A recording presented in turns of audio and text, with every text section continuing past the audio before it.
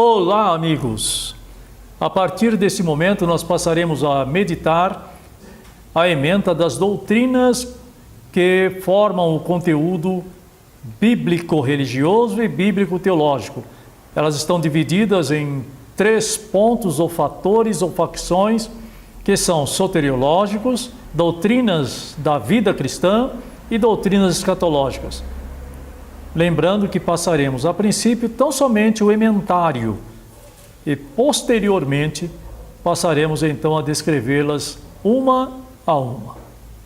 E nós pensaremos hoje sobre as doutrinas soteriológicas. São algumas das doutrinas bíblicas, mais precisamente 9 doutrinas constantes na Bíblia. Pensem e imaginem os senhores da seguinte forma: a doutrina soteriológica são todas aquelas doutrinas que possuem relação com o processo salvífico. Por exemplo, o que nós analisamos dentro da doutrina do pecado, a origem do pecado, quer no mundo angelical, que era aquele comandado por Satanás, e o pecado que dele emana, que era a soberba, a origem do pecado no mundo humano ou entre os seres humanos, de que forma se deu, os males ou as consequências do pecado, passo a passo.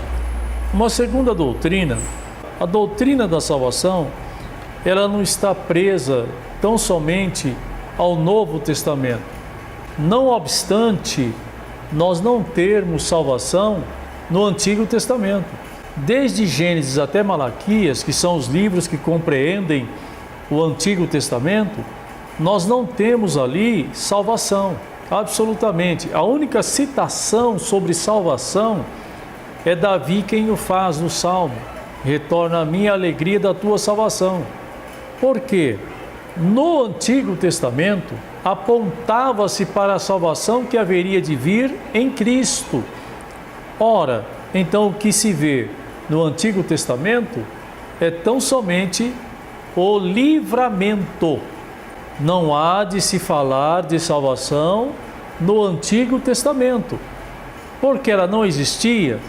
Existia o tipo, a figura e o símbolo que apontava para a época correta em que dar-se-ia a salvação dos seres humanos.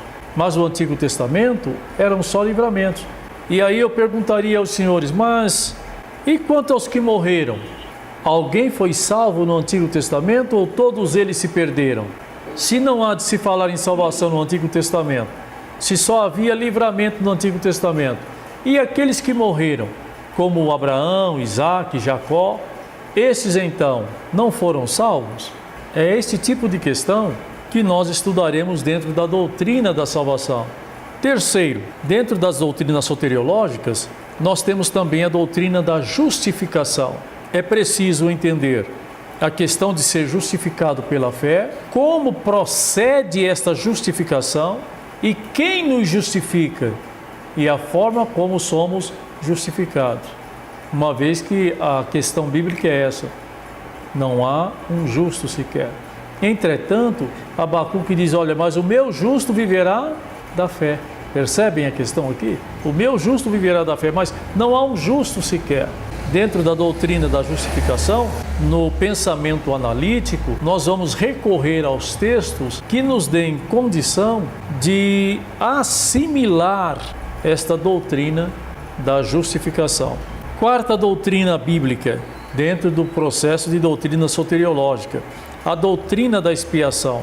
Esta é, ao meu ver, uma das mais importantes doutrinas da Bíblia Sagrada para todo aquele que deseja a salvação. Por quê? Pouco se fala na expiação e pouco se ensina sobre esta doutrina. Entretanto, a doutrina da expiação, ela é imprescindível para a salvação. Mesmo no Antigo Testamento, quando animais eram mortos para que o pecado da raça humana, da espécie humana, fosse coberto e a ira de Deus não se manifestasse sobre nós, até o Cordeiro de Deus que tira o pecado do mundo. Entretanto, é necessário se analisar dentro da doutrina da expiação que o Cordeiro foi morto quando, senhores? Antes da fundação dos séculos. Ora, então já havia expiação, mesmo antes que nós passássemos a existir em um corpo físico, ou não? São tais pontos que são revelados dentro da análise exegética da doutrina da expiação. A doutrina dos batismos. Nós vamos encontrar pelo menos 7 tipos de batismos na Bíblia Sagrada. Não obstante, a nossa análise vai percorrer só por 2 deles. E aí os senhores diriam, mas o batismo, ele salva? Ele propriamente não.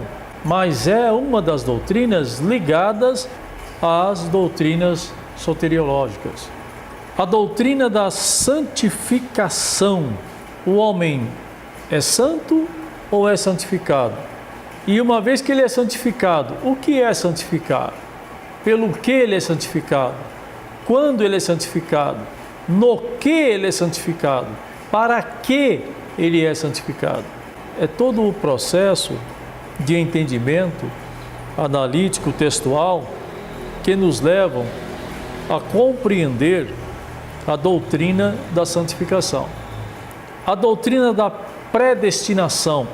Não obstante nós pronunciarmos predestinação, mas seria predestinação, ou seja, destino previamente traçado.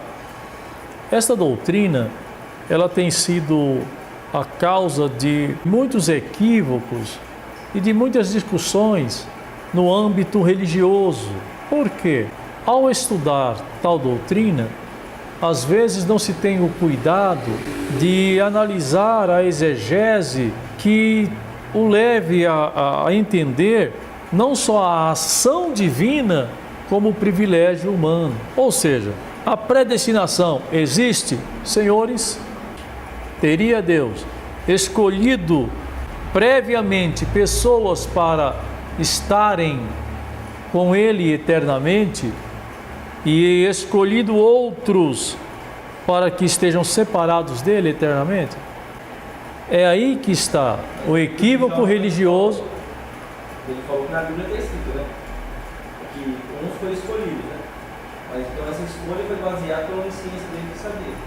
É exatamente, a doutrina da predestinação bíblica, ela existe. Foi feita a escolha, foi feita a escolha. Mas o que deve se entender aqui é que a escolha divina é feita a partir da presciência de Deus e da eternidade de Deus. Se Deus é eterno, Ele não tem ontem nem amanhã. Se Deus tem a presciência como atributo, Ele já sabe o que eu vou escolher.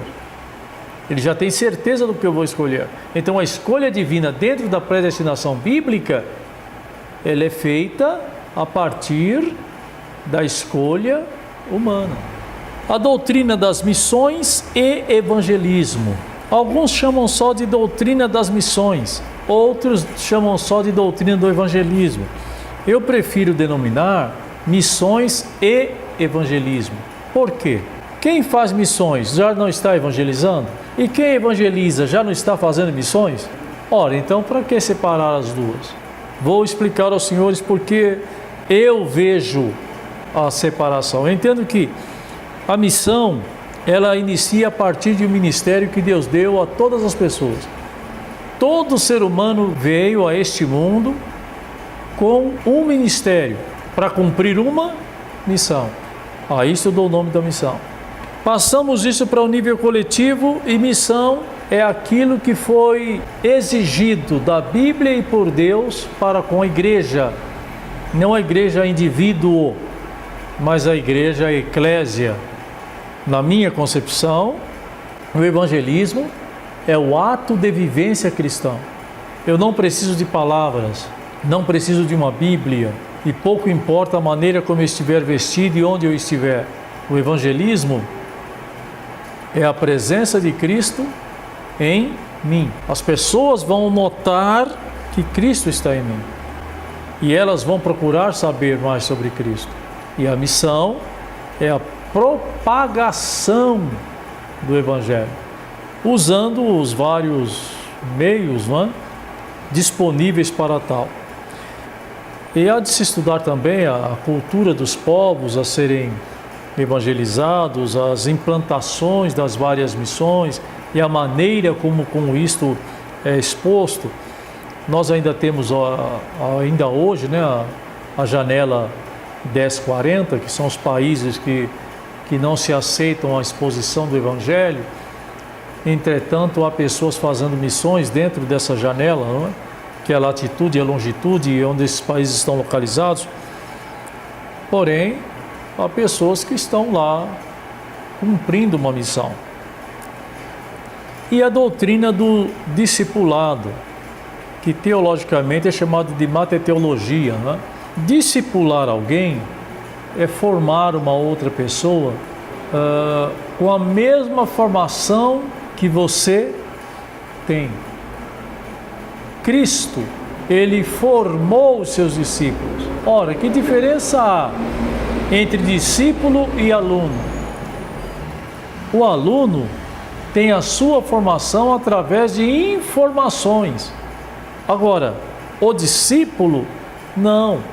O discípulo é feito um imitador do seu mestre.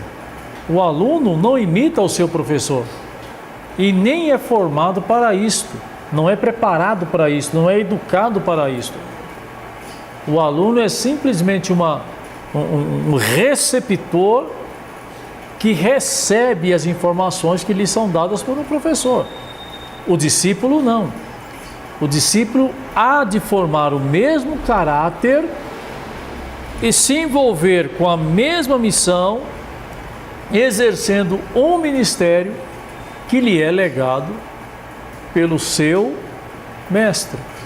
Ele se torna então um imitador do seu mestre.